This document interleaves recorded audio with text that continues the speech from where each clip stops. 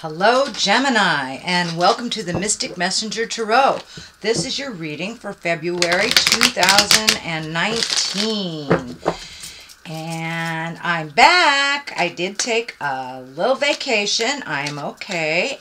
Thank you everyone who wrote to see if I was all right. I am fine. Just took some time off to live in my greatness. Okay, the astrological happenings are Mercury has moved into Pisces for the next 2 weeks. And one of Mercury's gifts that will be prevalent at this time is Mercury's insightfulness, which will help us to see the great range of possibilities that are before us. Under this transit also, we could find ourselves fantasizing a little bit, well, a little more than usual, which can be quite distracting, but in the long run, it can also lead to wonderful insights and seeing life's brighter side. Yeah, I thought there was one here. Okay, there we go. All right, Gemini. Finish this. Okay, let me find my space.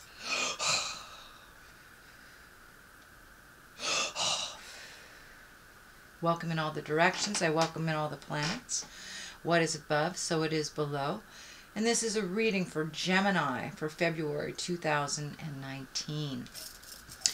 Okay. I'm just going to shuffle a little bit more. All right, Gemini. Oh, all right. Lots of ideas. It is upside down, so it may feel like your ideas have not been fruitful lately. Queen of Cups is here. So is the High Priestess. That's great. And Strength. Wow. This is very powerful. And the Wheel of Fortune there. King of Swords. So it does look like there is a lot of people around you right now, maybe that have opinions on what you're doing and how you're doing it and how you should be doing it. The Magician is here. It's all about following your desires and your strengths. The Empress is also here. 10 of Swords. That can be a betrayal. It can also be thievery, lying, things like that, or trying to resolve something from the past that was negative. And you have the Fool and the Hierophant. Wow, you've got some pretty heavy-duty cards here. So it looks like you're firmly planted on your path to growth and spiritual freedom. So let's take a look at what all this means. This is the Eight of Wands. And the Eight of Wands is when ideas start shooting down at the heavens, you know, and you almost have too many things to choose from, not knowing which one to pick. But it also is when you tap into your creative juices. So Gemini, it is upside down. So you might be taking a little hiatus from the creativity aspect of your life. I know you guys are very mentally acute, so you may be doing a little more mental things than you are doing like the physical passion things. So I encourage you to find the blend and find the balance between work and play. So it does look like you're a little inundated with things, the have-to things, whether it's work or home or family. But it does feel like some of your creative juices have either been drained or you're putting them on the back shelf for right now. What crosses you is the Wheel of Fortune. And you know, the Wheel of Fortune, whatever you put into it, it pays you back. But it's also the card of luck, you know. So take a chance. Take a chance on, you know, either asking that person out, trying for that new position at work, speaking your truth with love and kindness. But take a chance at the things that you have kind of put on the back shelf, the things that bring you joy. So the Wheel of Fortune is here to remind you that luck is on your side. So that is a great card. So have faith. February looks like it'll be a lucky month for you. The Queen of Cups here, this can be a water sign, that is Cancer, Scorpio, or Pisces.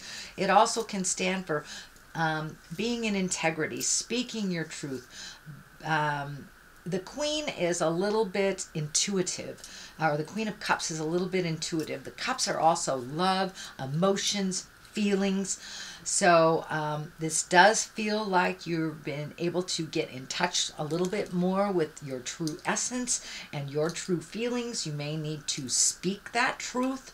The King of Swords is right here. He's got that sword, which is kind of cutting, can be cutting. So whenever you speak your truth, please do it with love and compassion. But nevertheless, speak your truth. The Queen of Cups also, she's an intuitive one. She's the intuitive card. She's kind. She's a visionary. She's also can stand for your psychic abilities as well as your creative endeavors. So it does feel, you know, she's a water sign, so she goes with the flow. So it's feeling like going with the flow instead of trying to overthink and control things would probably be more lucky for you. So release some of that mental stuff and just see where life takes you a little bit. Have a little bit more faith in the journey and your creative endeavors as well. The High Priestess is here. She's right in the back, and that is, you know, when you get into the exalted things, when you're finding more spiritual balance. She's also stands for kind of digging deep inside of you and figuring it out. It can represent going back to church, going to a therapist, joining a healing circle, but it does feel like you have incorporated the spiritual aspect of your life, which I know for Geminis is kind of hard. You're very intellectual. So on one side you have the trust and faith, and on the other you have the intellectual. So finding the balance. It does look like finding the balance for you between work and play, between family and love, just life in general, finding the balance between all that duplicity and the dichotomies of life. So, and it does look like you are finding your strength because you have the High Priestess, you have the Strength card. So it does feel like some of those changes that have been happening over the last 12 months kind of thrown you off your game a bit. You may be overthinking it a little bit. So have faith in the journey. This cross is lighting up for me as faith. So having more faith in the journey and just letting go of that overthinking-itis, shall we say, and just finding the balance would really benefit you, Gemini. And, you know, there's no other duplicitous sign like a Gemini, so you probably understand this better than anyone. Finding the balance. It doesn't have to be one way or the other, but that does look like your life journey is finding the balance between two extremes. Strength is here, so living in your truth, living in your strength, speaking the words of integrity, saying those hard things and moving forward. It does look like you're moving forward a little bit more than you have, say, in the past year or so, and things are have required you to be strong but gentle at the same time. There's another dichotomy for you. But really gathering your strength, it does look like you have much more certainty in who you are and your abilities than you have maybe in the past. But it looks like strength is coming into play right now, so you may have to have a difficult conversation or speak something that has been living in your head for a while. The only way to resolve it with other people is to share those thoughts. So please say the hard things, do the hard work, and it will benefit you in the long run. The King of Swords is here, and you know the Kings are very exalted. Swords are all about the intellect, about the mind. He is one of great strength. He also has a lot of mental acuity. Usually, if this does stand for a person, it could be someone in the science or math environment or teacher. But this does feel more like a mentor or a teacher that you're connecting with, or possibly you are the mentor. It is a sword, which is your suit. And it is an air sign. If it is not you, Gemini, it's either a Libra or an Aquarius. But this does feel like mentoring someone. The picture that's kind of coming to me is giving back giving back. Someone mentored you and was your strength when you needed it. And now you will have the opportunity to be that type of mentor or guide someone in a loving, healthy, strong way. So that's what it feels like. The Magician is here at the basis of all this, really getting in tune with your magic and your trust. I know, Gems, you guys have a hard time with trusting things, but it looks like more and more as you incorporate faith and enjoying the journey a little bit more, your magic is coming out. You're seeing the beauty in life.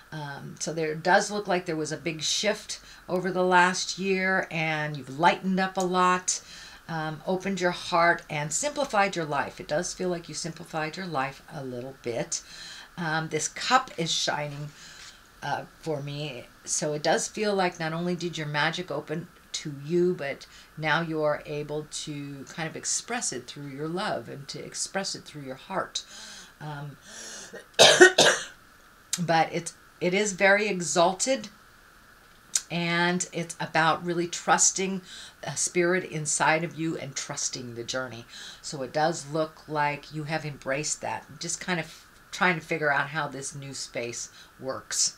So bring that strength and that trust into play, and it will be a little clearer for you. The Empress is here. She is a nurturer. She can stand for pregnancy. She can stand for marriage, or she can stand for starting new projects, kind of the inception, watching it grow, nurturing it till it fully blooms. So for those of you that aren't looking to be pregnant or have someone around you that are pregnant, most likely it is a new project that is in the inception, in the birth of the project, and it requires your time, energy, and nurturing. It also can stand for nurturing your children, nurturing your family, and really getting back to the simple things, the love-based things instead of the fear. Moving up, it is the 10. Now the 10s are completions of things. This is the betrayal card. So it can be, you know, someone misquoting you, someone taking credit for your work, or it can be being emotionally or sexually being betrayed as well. So it does look, it's a 10, so it does look like something that you know about already and you are healing from it. The sword's going into the back. When I asked Spirit what that means for you, it is something of the past that you are healing. So it really has, it's not currently in your life, but it has affected some of your decisions and your fear-based versus love-based movement in your life and communication. So it does look like the ending of that. So I'm not sure if therapy is involved, a psychic, or just been doing your work and releasing the pain from the past. It no longer serves you. So the Knight of Wands is here, and Knights are all about motion and fire and movement and bright ideas and getting out there and doing things in the world. It's about activity. Knights are about moving forward, and this also can be a fire sign, which is Aries, Leo, or Sagittarius, but it does feel like someone that makes kind of quick decisions. This may be the person that you're mentoring, but this does feel like the main focus. So it may be somebody that's quick to judge, quick to make mistakes, quick to correct them, but it does feel like they need a little guidance, they need a little tutelage from you. And Knights are about moving forward, but maybe not so hastily. On the other side of this is the Fool. So this may be the friend, relative, lover, sibling that's kind of lighting a fire under your tuchus and saying, hey, take a leap of faith, try something new. You know, if you're doing the same thing over and over again, that's not going to bring anything new to you. So the Fool kind of encourages you. It's not necessarily making a foolish mistake. It's the beginning of a new phase, and it's taking a leap of faith and having faith in yourself and the journey. Try something new, Gemini. So the other side of it is the Hierophant. Oh, Rebecca says hi. So the Hierophant is not necessarily about religion, more or less about spirituality.